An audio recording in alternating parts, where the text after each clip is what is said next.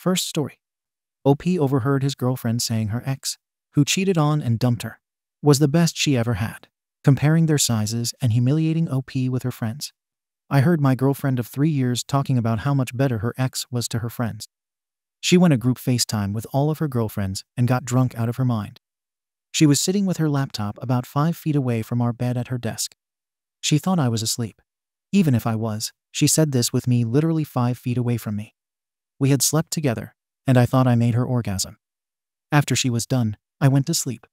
I woke up 3 hours later, and to her laughing. She sounded very drunk. I wasn't. I tried to not just go back to sleep. Before I overheard her and her girlfriends talking about sex. She said the ex was okay, and sometimes she just faked it and let me get mine. I was hurt. Then they started talking about their best sexual experiences. She said her ex gave her the most intense orgasms she ever experienced. She said she would orgasm so hard she would lose total control of her legs. His DCK was apparently big enough to the point where she felt completely filled and hit her deep spots.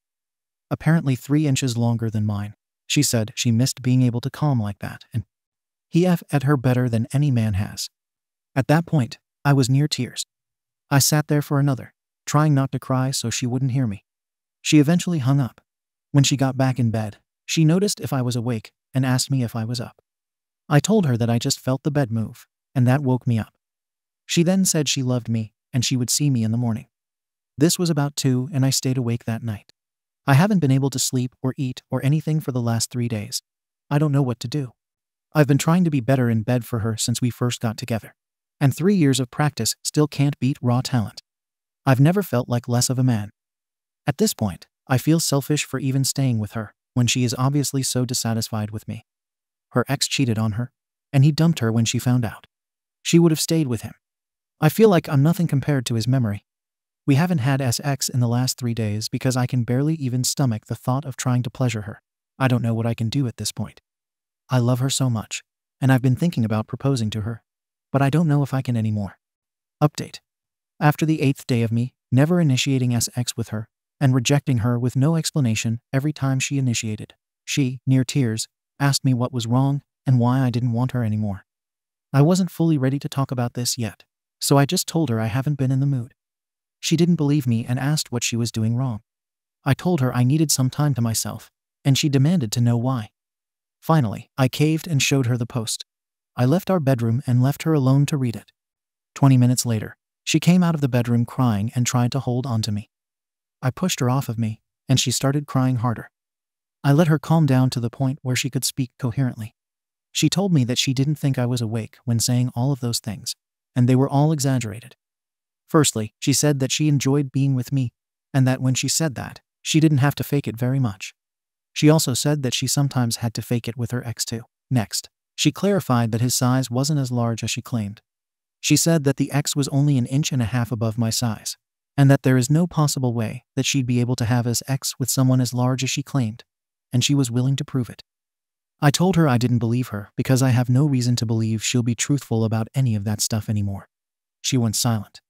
I then told her that I couldn't believe that she told her friends about how much worse I am than her ex. She was still silently crying. I told her how much it hurt to know that she wasn't even willing to try to help me be better for her. I told her how I felt so unloved now and disrespected, and how I'm unsure if I want to propose to her anymore. She apologized for everything again. She said that her being drunk is no excuse for what she did and won't heal the pain she caused me. And she understands that I can't unhear what I heard.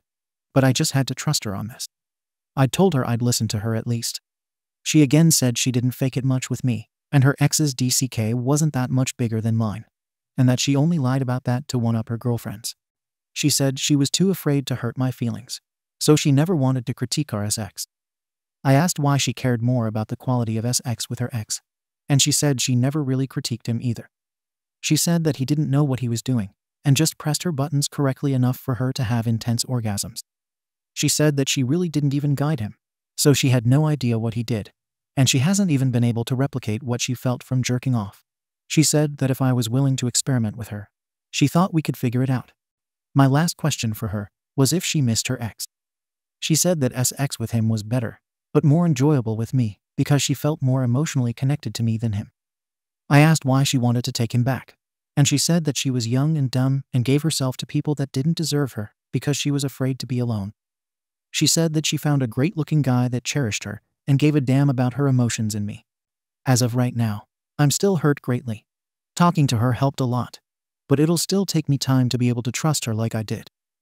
I told her that I was going to need time, but at the end of the day, I still loved her and wanted to try to work through this. Update 2. Over the last 2 weeks, I've been doing some serious thinking. Nothing in my relationship is worse. In fact, it feels better. She's been communicating her needs more. The few times she thinks she isn't going to finish, she'll tell me. She tells me all the ways she thinks I'm the best partner she had. I feel like she loves me more than anything. But still, I feel like I just don't feel the same way about her. Everything feels great and nice, but hollow. Usually other women don't catch my eye, but now they do. I see beautiful women and want to go up and flirt with them, even though I know my girlfriend would be hurt by me feeling this way. It's gotten to the point where, and I know I shouldn't do this, I started using dating apps. I've been pretty successful and have had great conversations with great women. I even met up with one of her twice and had some great times. We hooked up once, and I had a better time than I've had with my girlfriend in the last 2 weeks. I felt guilty about this and decided to confess 3 nights ago.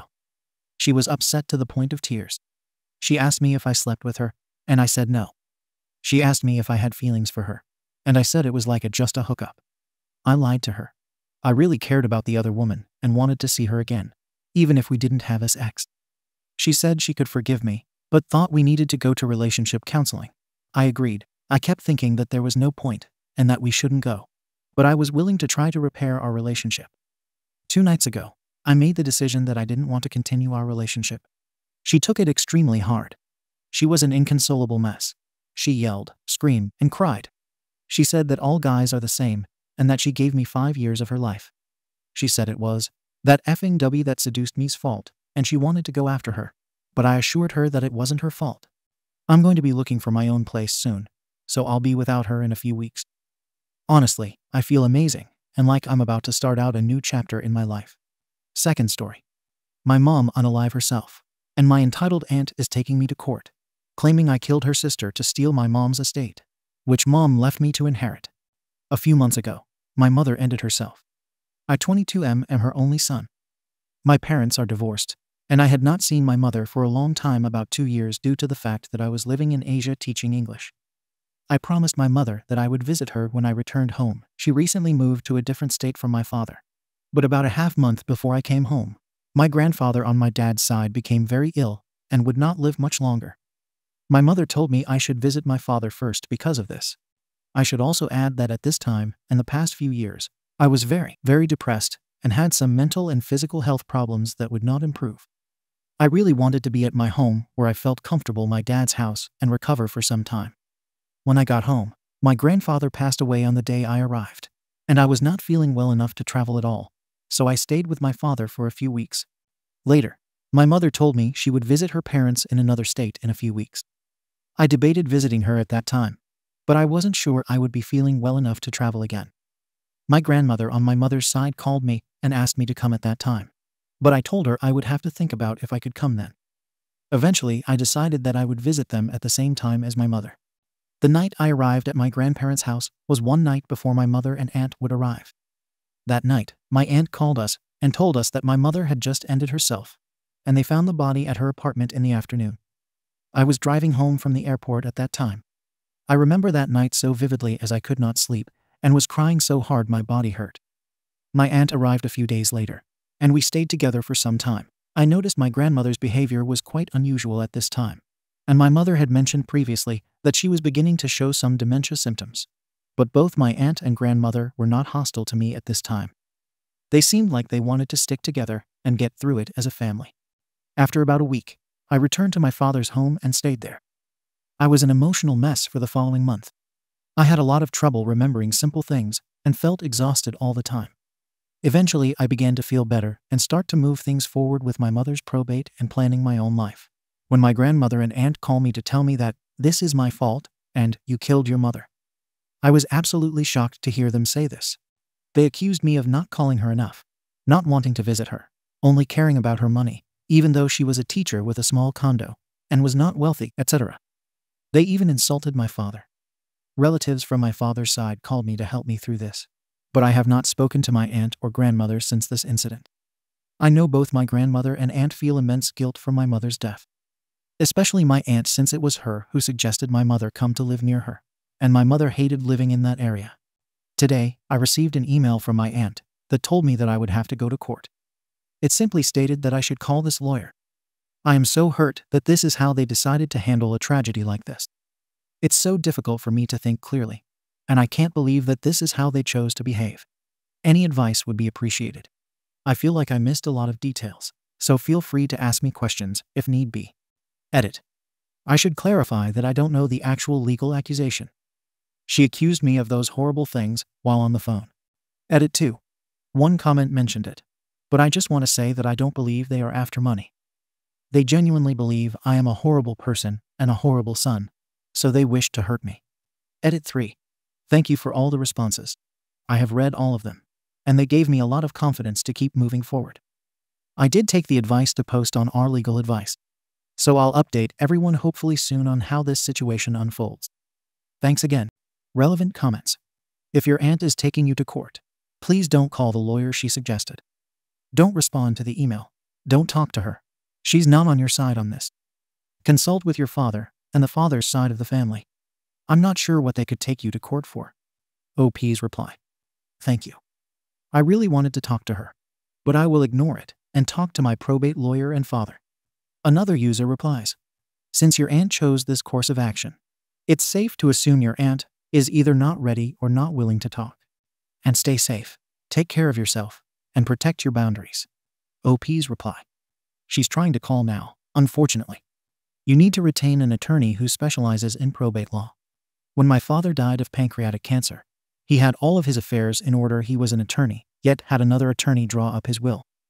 Even then, his batch T crazy sister and nephew, my aunt and cousin, decided they were entitled to the lion's share of his estate, including a sizable chunk of real estate worth close to $2 million.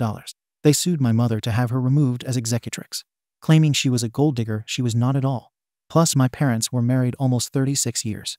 A complete slag, hilariously inaccurate, and incompetent, highly wrong on that, as she was a stellar legal secretary. They got it in their heads that she was not a blood relation, and therefore should not inherit his estate. It took almost 2 years of meeting with lawyers, mediators, and finally court, not to mention close to $70,000 in attorney's fees, which we countersued for and won. In the process, it completely destroyed our relationship with almost all of my father's side of the family, aunt, 2 cousins, and their demon spawns. Protect yourself from this insane vendetta your aunt is waging. OP's reply. Holy SHT. Your grandmother and aunt are trying to get any money they can out of your mother's death. They see you as an obstacle to that. Do not respond to anything other than a court summons, and if you do get one, contact a lawyer. Other than that, proceed with your responsibilities via probate court to handle your mother's estate in accordance with the law and her wishes. If your mother indicated that any of her assets be dispersed to anyone other than those legally entitled, she would have made it known. Do not talk to these horrific people. They've shown you exactly who they are. OP's reply. She indicated in her letter to me that everything I own goes to you. I'm not sure what legal weight this has in court. I am all. If she is taking you to court, you have to consider her a stranger until everything ends, so you won't make any mistakes when talking to her, like maybe apologizing and saying something wrong that can get you in trouble. I suggest you find an attorney and let them do the work regarding this, and you should just lay low and wait. Best of luck. Update. 1 day after the original post, I posted the whole story in r/relationship_advice. But essentially, when my mother killed herself, my aunt and my grandmother blamed me for this by calling me and telling me how I didn't cry when she died, didn't call her enough, etc. And now I feel they are trying to take some legal action against me. I am my mother's only child's son. I am in charge of her estate, but I am 22 years old and really have no idea how to handle any of this. She stated in her letter to me that everything she has goes to me. No will, though. She was divorced and single. I am proceeding with probate, although very slowly because I was so confused and hurt by all of this for quite some time. My aunt recently sent me an email with one sentence saying, call 123-123-1234. Blah blah law office. You're going to court. I was advised not to engage with her at all and speak with my probate lawyer first. What could she possibly be trying to do? Maybe I sound confident and calm now, But in reality, my aunt and grandmother have shocked and hurt me and my father so very much by their actions recently, and the thought of dealing with her makes me feel nauseous. Please feel free to ask for more info if this seems too vague. Thank you for any help. Edit. I'm in the USA. This occurred in Florida, but I do not live in Florida. Edit 2. Please read. Okay, hold up. I'm so relieved. Really sorry for the false alarm, but I just got a message from my dad. He told me my aunt left a voicemail for him and said that a lawyer is contacting her about the unpaid condo fees. I have no idea why she just didn't say that in the email. After the accusations they've made towards me, I thought for sure she was going to give me trouble and had hired a lawyer. I don't know how she didn't realize that her email sounded so threatening. Third story. Creepy parents stalking and harassing OP, claiming God told them. Hi, I'm a 24F, and I live on my own out of my parents' house. I have a bit of a situation going on with my friend. We will call him David 24M. We had a flirt a few months ago, and now it's kind of happening again. It started out just hanging out and enjoying David's company. Then it slowly turned into more again. The thing is, my parents knew about the first fling. David used to be inseparable from my dad. They were like father and son in a way. Until David and I had our fling. Now my dad is trying to control him, telling him he is to have no contact with me outside of a group chat we are all in. We think this is stupid. A few weeks ago, we were hanging out, and we went to Five Below to get snacks and just hang out. While we were there, my parents walked in. They don't live in the same city as me. I live about 20 minutes away from them, and they just randomly showed up at the store right by my house. They claimed it was to find batteries. At that point, my dad confronted David and said that he told him not to be around me, and he told me he wasn't going to care anymore and not to go crying to him when I got heartbroken. My mom texted me later, saying it was totally the Holy Spirit, revealing that something was happening so they could intervene. I'm kind of glad that that happened because after David and I left, that opened up a conversation about what's going on between us. We both enjoy our company, and we both have feelings for each other, but we are taking it slow. While we were talking, my dad was texting me 3-page essays on why I'm stupid for not doing as he says, and that he is no longer invested. He told me David only wants me for one thing and doesn't care about me as much as he does. And that if David is in love with me, he'd ask him for permission to date his daughter and play by his rules. David told me he does really care about me, and that it's a lie that he doesn't. Anyway, we decided to continue hanging out, especially since my dad said he no longer cares. We both have annual passes to Disneyland, so we decided to go together after work. While we were there, my mom and dad texted me, asking if I was at Disneyland. I ignored their texts. We were there till closing, and as we were walking out, my dad walked up to us with a Starbucks bag and asked to talk. David kept walking and said no, and of course, wanting to keep the peace, I begged David too, and he said no. I told him I'm his ride, and he said he'd just get an Uber, and I told him no, so I just left my parents there and left. I cried in the car, and David told me it's not my fault. While I was in the car, I texted my mom how she knew I was there. And she said, God is watching. And I asked again how she knew. And she said she'd meet me at my house and tell me. And I said no. You will not meet at my house. That's weird, Mom. How did you know I was at Disneyland? She stopped messaging me. And then my dad messaged me this. OP, if you want to know how we knew you were there, you can talk to us in person. We brought peace, and we tried to be loving, even though I knew David was doing stuff that he said he wouldn't do. I just want him to care for you as much as I do and your mother does. But you're going to find out, honey, and it's really sad. He had every opportunity right there to confess his love for you and to ask us for space. We could have had a good discussion, but instead, he was a coward and ran away. From here on out, you are not to come to my home. We can meet in public to talk about how we knew you were at Disneyland, because we had every intention of telling you, and that was going to be part of the conversation. I've never lied to you, and I never will.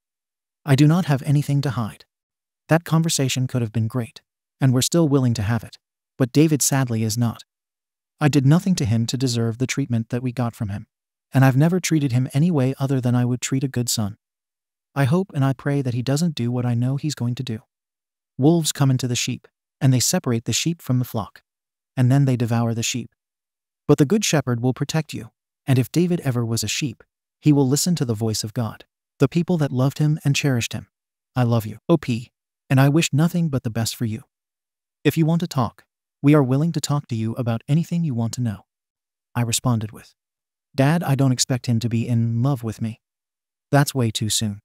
And if you don't want to hide the truth, just explain how you knew I was there.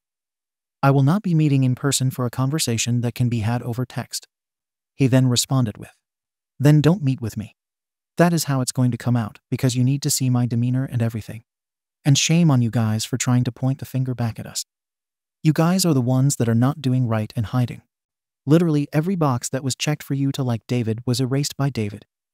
All the things that you liked about him are now gone, and it was by David's own hand. OP, from now on, do whatever you want. I'm cutting this pain off. I mean, don't come by my house because we will not be able to support your drama any longer. You're going to have to learn the hard way again. The only difference is that now your mother and I are numb, and we don't feel anything. God will show the truth, but I wanted to make sure you weren't hurt in the process. I don't care if I don't meet with them or not. I can't handle the helicopter parenting anymore. And I feel that anytime I have ever brought a boy around, my dad has to place himself in the middle, forcing the guy out. The guys that have been okay with it in the past end up not working out because of my fear that if my dad can control him now, my whole future will still be controlled by him. If I don't do it their way, then I'm doing wrong. I really like David, and he likes me. I'm 24 years old, and for once I have a guy that doesn't run away from me because of my crazily super involved parents. I don't know what to do. What I'm concerned about is how my parents followed me there and why. I just don't know what to do. Any advice is greatly appreciated. Thank you for reading as much as you did, please. Any suggestions would help because I feel alone right now. Some of OP's comments. Commenter. Check your car for a tracking device. If they have keys to your place, change the locks. There is something very wrong with them. This level of stalking and harassment is concerning. Adding into the religious aspect of it, they sound unhinged. OP. This all happened last night, so I'm going to be spending the day looking for anything like that. They don't have any keys to my place, thankfully. Commenter. Are you 100% absolutely positive sure that they don't have keys to your house? Was there any opportunity for them to get your keys long enough to have a copy made? I would change the locks as a precaution. OP. Yes, I'm sure. I have roommates, and they know boundaries when it comes to that. Just when it involves a boy, they are gung-ho in knowing where I am and being in my business. But when it comes to my household and work, they keep away. Commenter. There is a tracking device somewhere on one of you. Do they not want you to ever have any relationships? Or just to force you into one of their choices? OP. Mainly it's my dad about the relationship thing. He wants it heavily chaperoned. Like his way he wants it. The first 3 dates are double dates with my parents. He tries to enforce no kissing. He gets very personal with the guy, asking him questions like if he is still a virgin or not, and asking him what his intentions are with me. He will basically tell the guy what to do in the relationship. And if the guy doesn't, then he is a coward and isn't good enough for me if he doesn't do what my dad tells him to. I let my dad have it his way once. And the guy at the time was really nice. After we got the green light to date, I realized, wow, I don't like this guy. I wanted to end it, but I felt bad. For years after I ended it, my dad would tell me I needed to bite the bullet and settle for that guy. My dad said he liked him because he respected him. No, he liked that guy because he could control him and, in turn, me. If I don't do it his way, I'm called horrible names and cut off. But not really because he can't control me if he cuts me off. It's a thing I've dealt with my whole life. Commenter. OP, your parents are wrong about everything. Internet search. Manipulative abuse. Coercive control like in cults. David is making appropriate sense. You don't have to choose between them. You do have to do the adulting work of separating and individuating. You trying to force him to talk to your parents at Disney was F-ed up. OP. I know, I just get scared. I didn't want to talk to them either. I'm learning to not cave in, but it's hard after 24 years of control. I'm glad he didn't because it showed me I don't have to if I don't want to either. Edits on OP's post same day. Edit. Thank you everyone who gave advice and suggestions. I decided I'm going to let myself settle for a few days. I'm going to agree to hear my parents out just to know how they got my location. As controlling as they are, I still love them, and I can say with certainty they have always been honest. My dad said he would tell me how they found out I was there in person. I'm going to give myself a few days to get my own nerves and emotions down. I'll post an update when that happens. Honestly, thank you everyone. It's nice to see I'm not crazy, and that I'm not a terrible person. It's reassuring to see that this isn't normal behavior. And I can't take you all enough for that. It gave me a bit of a peace of mind, to be honest. Thank you all for giving advice to a no-name person on Reddit. Edit 2. I texted my dad and told him I'd be willing to talk within the next few days. He then told me I needed to find a new phone provider. This is the last bill I have connected with my folks. They pay for it in their account. I just pay them back for my line every month. I think that cancels out them tracking me via phone provider. Especially now, since this is another attempt to control by using fear of cutting off a service I can very easily get on my own. I looked for any air tags, but I couldn't find anything. He still refuses to tell me how he tracked me, unless I meet with him, my mother, and our pastor at our church. OP's comment. OP clarifies. I've known this church for 16 years. My pastor has stuck up for me when I needed him. He stuck up for me when I was being physically abused and brought that to a stop. My dad is the uber religious person. My pastor has always put him in his place. Just to clarify that aspect a bit more. It's people I trust to look out for my well-being. Update same post. Late next day. I met with them today. My pastor and his wife had my back 100%. My dad told me how they found me. I guess I was still sharing my location with him on my phone through messages. He said God revealed that he still had my location. My parents then drove to my house to see if my car was there. Saw David's car there, we carpooled to Disney, then waited outside of Disneyland till we left. I told them that's freaking weird, and that makes me uncomfortable. They said they did it out of love because they were concerned.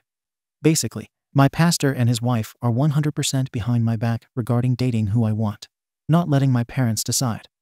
I should have the opportunity to decide if I like the guy first one-on-one, then bring him to meet my parents. It's a little different because we have all known David for years. But still, I have the right to decide when my parents will be involved. My dad did not like this.